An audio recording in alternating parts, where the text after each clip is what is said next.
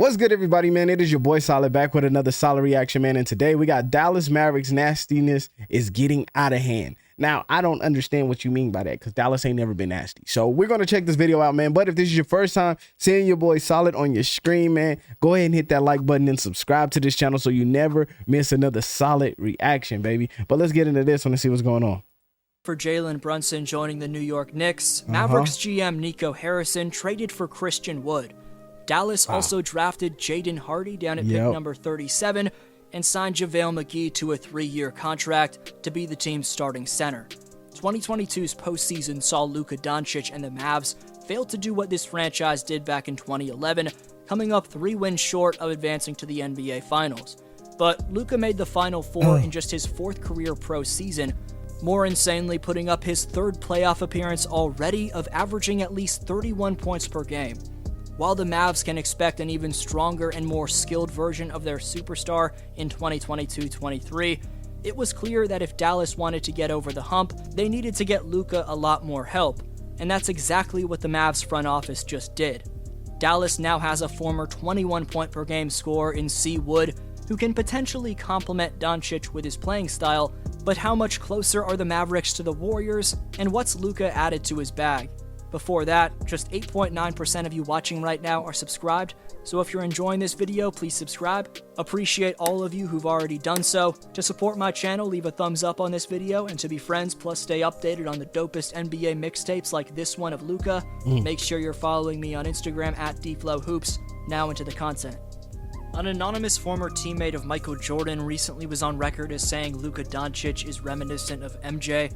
Early comparisons to the greatest of all time aren't unfamiliar, as the Slovenian sensation is undeniably carving out a Hall of Fame career in the making. Certain elements, like Luka's passing out of double teams and poise throughout the toughest moments, are still maturing, but will only come with more experience. Having said that, Luka's near single-handed carrying of the Dallas Mavericks over the number 1 seeded 64-win Phoenix Suns in the second round of the 2022 playoffs was a sight to behold. As we broke down in this video, Doncic embarrassed the team from the Valley in Game 7, clowning D-Book and the Suns after he felt disrespected, giving Booker a taste of the Luka special. However, after that series, the Mavericks' trip to the Bay Area saw the team lose a 5-game conference finals matchup to the eventual championship-winning Golden State Warriors. But this summer, Luka seemed to use that series loss as a source of motivation to lose some weight, and having visibly added muscle and even a Kareem Abdul-Jabbar-esque hook shot based off the tape, expect Doncic to be even better in this upcoming campaign. In terms of the supporting cast for Dallas, Tim Hardaway Jr., who's the team's typical second option, missed the entire 2022 playoffs. Tim's going to be back in full form for 2022-23, which makes the Mavs increasingly dangerous. However, after being eliminated by the Golden State Warriors in the conference finals, it was clear the Mavericks needed more reinforcements than just Hardaway Jr.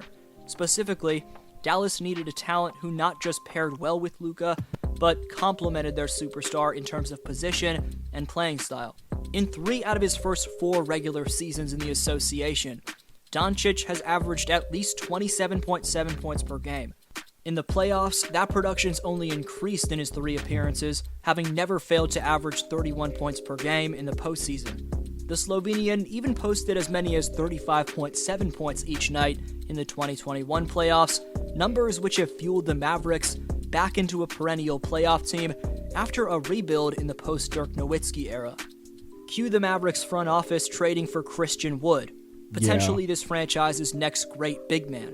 I honestly think, look, this is one thing about Christian Wood that I think Christian Wood is, he just doesn't, if he had more weight, he would be a better big man. He's a great big man right now. I'm not saying he's not, but if he had more weight, he would be a better big man. People would more fear him than just be like, oh, it's Christian. Let him do what he want to do. You get what I'm saying? Versatile power forward whose two-way talent in terms of his rim protection, rebounding, finishing, and shooting ability have been hidden on the developing Houston Rockets, and before that, the Detroit Pistons. Over the last 2 seasons in H-Town, the now 27-year-old posted solid 19 point, 10 rebound averages on 51% shooting from the field and 38% from three-point range. Christian's going to thrive as a pick-and-roll outlet next to Luka Doncic, who gets blitzed about every possession and has needed a big man of Wood's caliber for a very long time. Kristaps Porzingis struggled to mesh with Luka, but the massive difference between Porzingis and Wood is the inside game.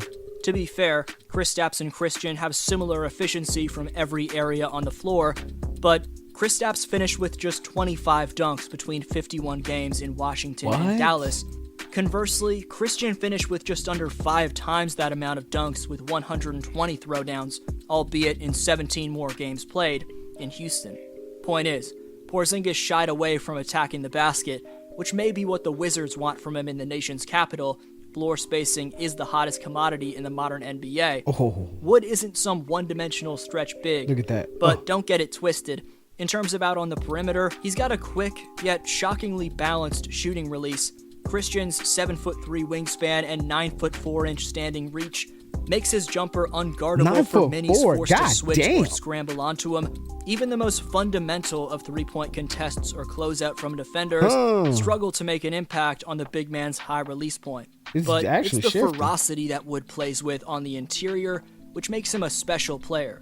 In terms of in the half court, that's where Wood's exceptional hands to catch passes in traffic and bully past or jump over rim protectors looming in the restricted area will be a godsend for Maverick fans, but specifically it'll be beneficial for Luka Doncic. Andrew Wiggins did an exceptional job at holding Luka to a 41.5% field goal percentage in the conference finals.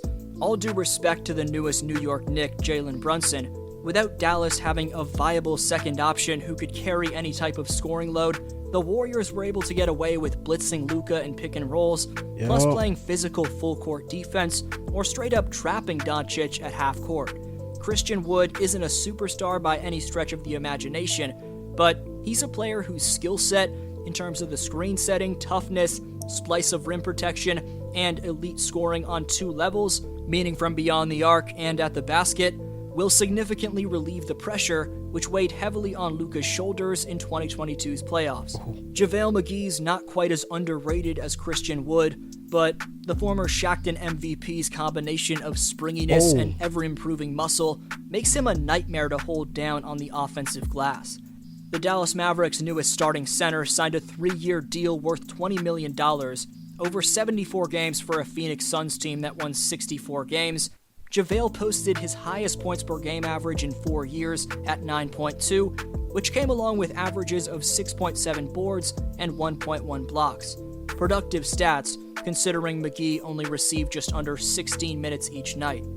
However, there's no denying JB is going to be a big loss, and the Knicks got a great player. But speaking on the loss of one of their top scorers, Mavs coach Jason Kidd had this to say, quote, "We can't replace him. He's a great player. I'm happy for him and his family, signing a deal in New York. Well deserved. We wanted him, but he picked New York. But when you talk about Christian Wood and Tim Hardaway Jr. coming back, everybody's asked the question, and we believe the points will be there. And we believe we're going to be a bigger team. Nothing against JB's height, but with Spencer starting, our starting 5 is going to be big with JaVale starting at center. We believe we're going to have a lot more offense coming off the bench." End quote. Then there's the other side of the story, which are the potential concerns with this new Mavericks squad. McGee will be 35 next season, and while he's an explosive vertical athlete, he's limited guarding out in space. How much does he have left in the tank is a real question. Also, Wood's been a solid defender in drop coverage at times. I mentioned he was a rim protector earlier, but consistency defensively has always been a question for him. But to be fair, no defense is going to shut down Stephen Curry and the Warriors' offense. What it takes to achieve the seemingly insurmountable task of beating the Dubs 4 times out of 7 is by matching the Warriors' offensive execution. If the Mavs can somewhat keep up with the Warriors' ball and player movement, plus take care of the basketball, they give themselves at least a chance on any given night. That's easier said than done with active phenoms up and down the Warrior lineup, but the Mavericks are nonetheless one of the NBA's top contenders in 2022-23. What's going to make or break the Mavericks in 2023? Best answer down below in the comments gets next video shout out and the top 5 commenters by September 20. All right, man, that is the end of this video, man. I think the Dallas has the best chance on the Western Conference Finals to actually push out the Warriors. I don't think it's the Lakers. Lakers aren't good enough. Neither are the Clippers. I don't think the Suns have figured it out yet. I think they could, but they just haven't figured out just what they need to get them over the hump. I know the Warriors are good. They're going to continue to do that. Who else is over there? The Grizzlies. Grizzlies just need more. I'm sorry. Ja Morant is the answer, but now you need more questions. You get what I'm saying? Like, he's that answer. You got your star player. Now you need more questions. Who is going to be our second? Who's going to be our third? Who's going to be our fourth? Who's going to be our big man? Who's going to stop this? Who's going to be able to handle this? Who can do this, and this? Those are now you need more questions. Ja Morant is very good, man, but he needs more help. So, man, that's how I feel about it. I think Dallas is the only team making the moves that are necessary to win a title. And that's what it is. The Lakers aren't going to do it. They're not going to cut it. I'm not worried about them. Yeah, I'm not caring. If they win one, they win one. I just really don't care to think that they're going to win one. I mean, Anthony Davis can't seem to stay healthy. LeBron James is nothing but getting older with time. And I know people are like, well, he's playing still great. He's averaging, 23 and he's 30 years old or whatever. I don't care. I really don't. He's on a decline.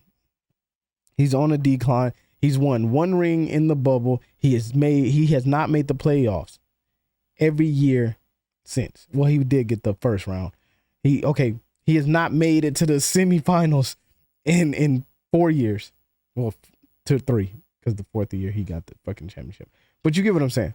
But, man, thank y'all guys for checking out this video, man. If y'all guys want to see me more react to stuff like this, man, make sure y'all hit that like button, subscribe to this channel, and turn your notifications on. I will see y'all guys in the next video, man. Solid is out. Peace.